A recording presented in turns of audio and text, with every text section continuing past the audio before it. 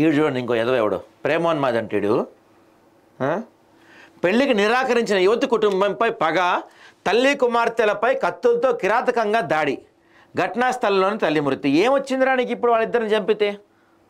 ఏమి సాధించావు నువ్వు అసలు? విశాఖలో పట్టపగలే దారుణం చోటు చేసుకుంది. తనను ప్రేమించిన యువతి పెళ్లికి అంగీకరించలేదన్న కోపంతో ఒక ప్రేమాన్మాది ఘాతుకానికి పాల్పడ్డాడు. నేరుగా ఇంటికి వెళ్ళి తెచ్చుకున్న 2 చాకులతో తల్లి కుమార్తెలపై విచక్షణారహితంగా దాడి చేశాడు. ఈ సంఘటనలో తల్లి అక్కడికక్కడే మృతి చెందింది. తీవ్ర గాయపడిన యువతి హాస్పిటల్లో ట్రీట్మెంట్ తీసుకుంటున్నారు.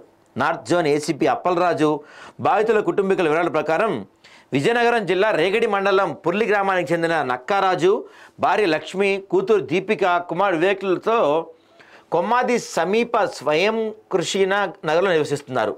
పిల్లల చదువు కోసం 3 నెలల కిందట సొంత రోజులు విశాఖకు వచ్చిన రాజు ఒకరి వద్ద కార్ డ్రైవర్గా పనిచేస్తున్నాడు. డిగ్రీ చదివిన దీపిక నగరంలో ఒక చిరుద్యోగిగా పనిచేస్తున్నారు. పార్వతీపురం మన్యం జిల్లా వీరఘట్టం మండలం పనసనందివాడ గ్రామానికి చెందిన దమర్ సింగ్ నవీన్ 26. వీళ్ళిద్దరు 4 ఏళ్ళుగా ప్రేమించుకుంటున్నారంట. పెళ్లికి యువత తల్లిదండ్రులు అభ్యంతరం తెలిపారు. వారి ప్రేమ వ్యవహారం దశలో పెళ్లి వరకు వెళ్ళినా విభేదాల నేపథ్యంలో ఇద్దరు దూరంగా ఉండేలా పెద్దల సమక్షంలో ఒప్పందం కుదిరింది. ఇటీవల అతగాడి బంధువులు వచ్చి దీపికతో పెళ్లి చేయాలని ఆమె కుటుంబ సభ్యులను కోరినా వారు అంగీకరించలేదు. ఈ నేపథ్యంలో బుధవారం ఇంట్లో ఉన్న దీపిక, లక్ష్మీలపై నిందితులు దాడి చేశారు. చేతులు, ముఖంపై గాయపడడంతో ఇద్దరు గొంతులు కోసి అక్కడి నుంచి పరారయ్యారు. లక్ష్మి ఘటనా స్థలంలోనే మృతి చెందారు. తీవ్ర రక్తస్రావం అవుతుండడంతో యువతని తాముంటున్న మొదటి అంతస్తు మెట్లపై నుంచి పాకుతూ బయటికి వచ్చి రహదారిపై కొట్టుమిట్టాడారు. అబ్బబ్బబ్బా. తర్వాత స్థానికులు ఇచ్చిన సమాచారంతో పోలీసులు వచ్చి ఆసుపత్రికి తీసుకెళ్లారు. దాడి జరిగిన గది మొత్తం రక్తస్రావంతో నిండిపోయిందంట. ఇక్కడ ఇంత దారుణంగా పాపం. ఈ జర్మనీ సంబంధించిన స్టోరీ చూడండి.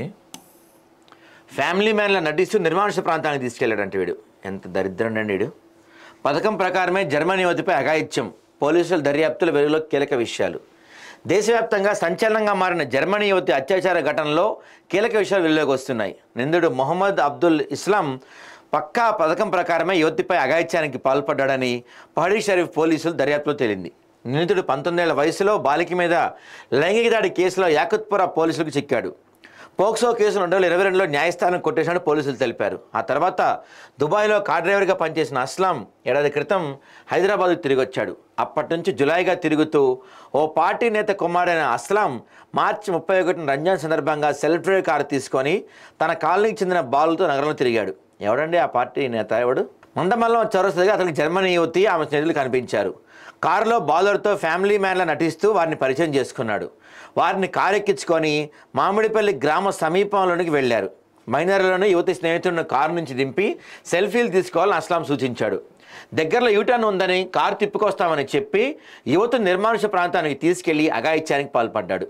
నిందితుడిని ఎల్బీ నగర్లోని రంగారెడ్డి కోర్టులో హాజరుపరచగా న్యాయస్థానం ఈ నెల 16 వరకు రిమాండ్ విధించింది. నిందితుడి కస్టడీ కోసం పిటిషన్ దాఖలు చేయాలని పోలీసులు తెలిపారు. జడ్జి ముందు బాధితురాలు వాగ్మూలం ఇచ్చింది. బాధితురాలు గురువారం జర్మనీ వెళ్లిపోయిన నేపథ్యంలో రాచకొండ పోలీసులు మంగళవారం ఆమె న్యాయమూర్తి దగ్గరికి తీసుకెళ్లి వాంగ్మూలం రికార్డు చేశారు. ఆమె స్నేహితుడి వాంగ్మూలం కూడా ఇప్పించారు. దీంతో ఈ కేసులో న్యాయమూర్తిని కూడా ఒక సాక్షిగా పరిగణిస్తారు.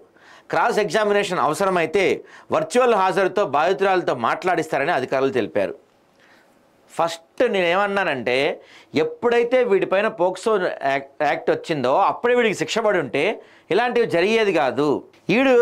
ఇప్పుడు వీడికి బెయిల్పై వస్తే మళ్ళీ వీడికి బయటకు వచ్చి కామనే. ఇలాంటి ఎదవలకి ఫస్ట్ టైం వీళ్ళు తప్పు చేసినప్పుడే చాలా స్ట్రిక్ట్గా స్ట్రాంగ్గా కనుక శిక్ష పడి ఉంటే ఇంకోసారి ఇలాంటివి చేయాలంటే భయపడతారు వీళ్ళు. మన చట్టాలు మారపోతే ఇక మారవండి.